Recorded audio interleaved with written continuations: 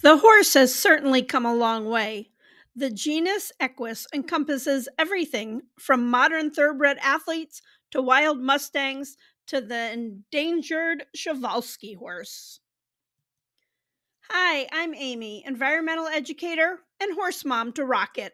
In this video, Rocket and I will share a bit about wild horses and the many controversies surrounding them. The endangered Przewalski horse is the best example of a wild horse in the modern world, and even they have had to enter captive breeding programs to save them from extinction. They are considered the only true wild horse, compared to the American Mustang, which we'll talk about in just a moment. The Przewalski horse is not an ancestor of our domestic horses, however. They have several unique features, including 33 chromosome pairs compared to 32 for the domestic horse. They are smaller and stocky, actually the size of a large pony. While some have been domesticated and ridden, as a whole they are not suited for riding. Like the zebra, which people have also tried to ride, the Przewalski is cranky, and from what I've learned, they bite and kick with great efficiency. Several herds of Przewalski horses live in Eastern Europe and Western Asia. Unfortunately, the largest herd is, or was, at the Chernobyl exclusion zone in Ukraine, which encompasses 1,000 square miles. After the nuclear accident in 1986, the land became a nature preserve, home to horses, moose, bison, and wolves. The war in Ukraine has been active in this area. Sadly, I was unable to find out any information on the safety of the horses. Horses whose ancestors come from domestic stock yet lead a life in the wild are feral horses. In America, we have large herds of feral horses referred to as Mustangs. Typically, we refer to these horses as wild, but the government does not. Legally, this does put the Mustang between a rock and a hard place. The free roaming horse population is managed and protected by the U.S. Bureau of Land Management, or the BLM. Wild herds live on government property, including national parks and public lands that the BLM manages. Currently, Mustang herds live in 10 different Western states.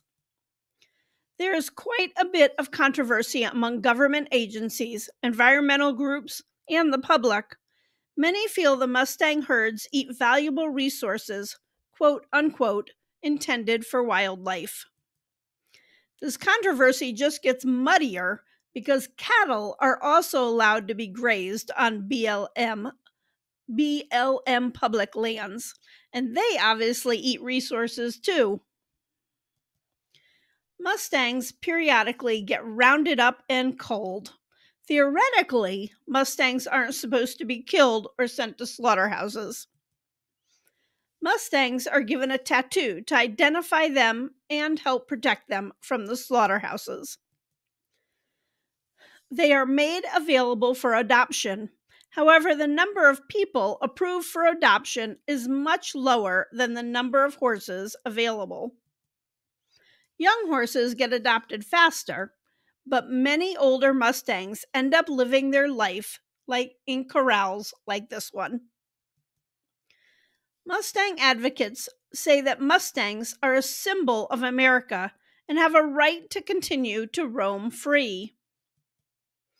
Cattle ranchers feel the depleted natural resources, especially in dry states like Nevada and Utah, are hurting their livelihood. The BLM states there is an overpopulation of Mustangs and has tried to make adoptions easier. In August 2023, a judge allowed the U.S. government to continue capturing thousands of Mustangs in Nevada. The roundup lasted several weeks, and 31 horses died in the process. At Theodore Roosevelt National Park, which is in North Dakota, the district has proposed removing the 200 wild horses that live in the park permanently. Environmentalists feel they are damaging the ecosystem, while the state views them as a tourist attraction. Native Americans have a long history with Mustangs. They quickly became a valued animal when Spanish explorers brought them to the Americas in the 1500s. Native American reservations also have populations of wild horses. Some, like the Navajo Reservation, also struggle on how to handle the herds. In the eastern U.S., in the states of Maryland and Virginia, we have another population of wild or feral ponies. They are a recognized breed called Chincoteague ponies and live on the barrier island Chincoteague. Although there are fewer of them, they face similar challenges as the Mustang. These herds have been part of an interesting study because of how they are managed. The Maryland side are treated as wild animals and live within land that is part of the national seashore, with the one caveat that they receive contraceptives to curb populations. Non-hormone contraceptives are administered with dart guns versus having surgery.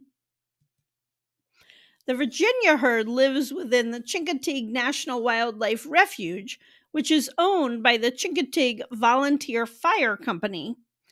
These animals are rounded up twice a year, receive veterinarian treatments, and may be sold or adopted. The Chincoteague ponies are more used to tourists and are very popular.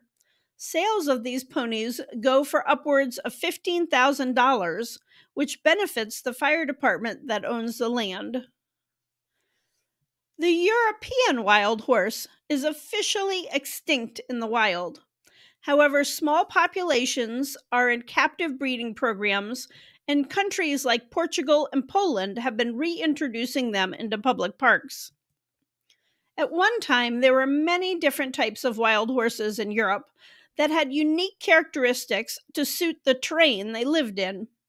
DNA studies have been ongoing to try to improve the wild horse population. Poland has a herd of the Przewalski horse, as well as the Konik seen here. This breed is strong and stocky, but smaller compared to modern breeds. The breeding program for the Konik ponies has been very successful, and herds have been placed in other countries. The Netherlands has a small herd in the Oostvaarde Displacen Reserve. I'm sure I mutilated that word. I hope you have found this information interesting. I have been around horses all my life, and I learned many new things doing the research for this video. As Americans, I think we need to weigh the situation of our wild horses carefully, considering the importance of the animals and the ecosystems they live in. Thanks for watching, and I hope you have a fabulous day.